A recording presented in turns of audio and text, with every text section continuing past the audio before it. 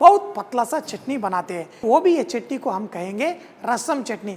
और इसके साथ आपको एक स्पेशल इडली, सुनहरा रंग में होने वाला एक मूंग दाल और इडली रवा का इडली हम बनाएंगे। चटनी रसम है, इसके ऊपर आप डाल दीजिए और इसके अंदर भिगोइए और एक चम्मच लीजिए और खाइए। Once you start you can't stop it. This is so much tasty.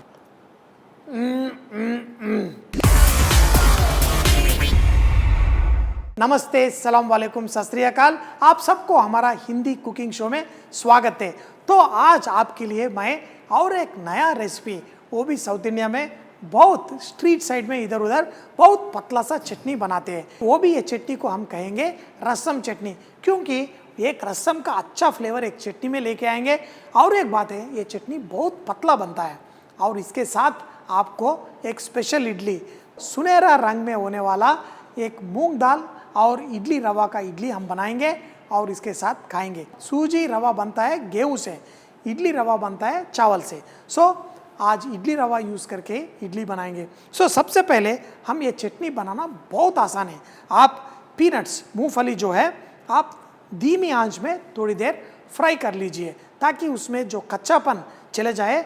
मूंगफली आप फ्राई करते वक्त ये मूंगफली टूटते रहता, टप टप टप बोल के फटते रहता। ये एक मिक्सी जार में आप ये पीनट्स ले लीजिए और इसके अंदर आप लाल मिर्ची, थोड़ा इमली का दाना निकाल दीजिए, कुछ है इसके अंदर, थोड़ा नमक। ये बनाना इतना आसान है। इसके अंदर आपको करना है बहुत पानी डाल के पतला सा बनाना है और इसका टेस्ट आएगा तब हम इसको तड़का देंगे।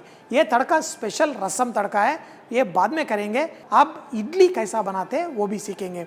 इसके लिए मूंग दाल आप 2 घंटा आप भिगो दीजिए और इसके साथ साथ आप इडली रवा भी भिगो दीजिए। 1 कप मूंग दाल लिए तो 1 कप इडली रवा।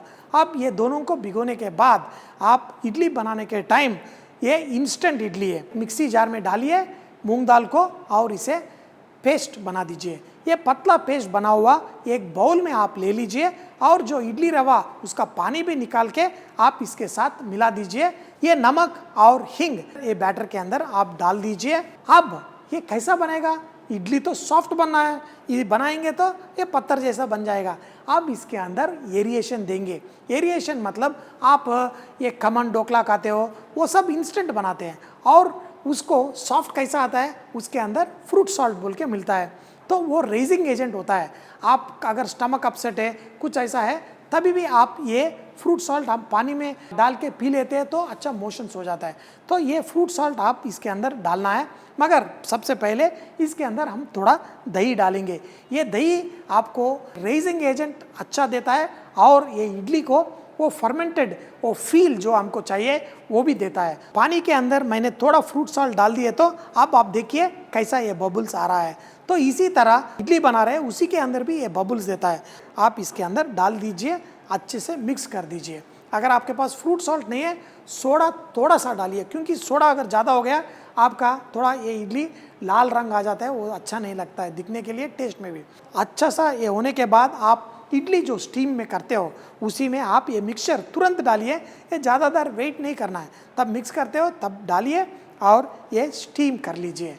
सॉफ्ट इडली, सुनहरा सॉफ्ट ब्यूटीफुल इडली आपको बन जाएगा। अभी तो तड़का डालना है अपना रसम चटनी में।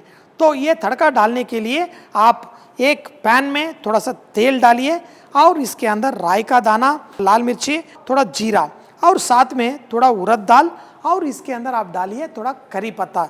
ये सब टप टिप टप टप होने के बाद अब इसके अंदर बारीक कटा हुआ प्याज और नमक, और ये प्याज को आप थोड़ा सा सौटे करने के बाद बारीक कटा हुआ धनिया, अब रसम का powder.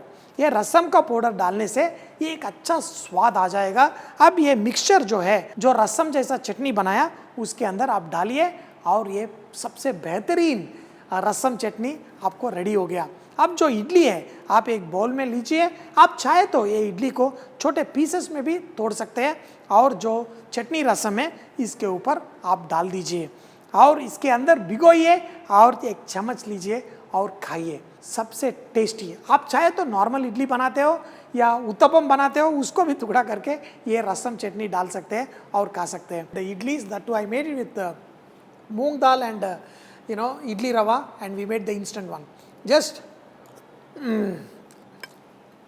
Once you start, you can't stop it. This is so much tasty.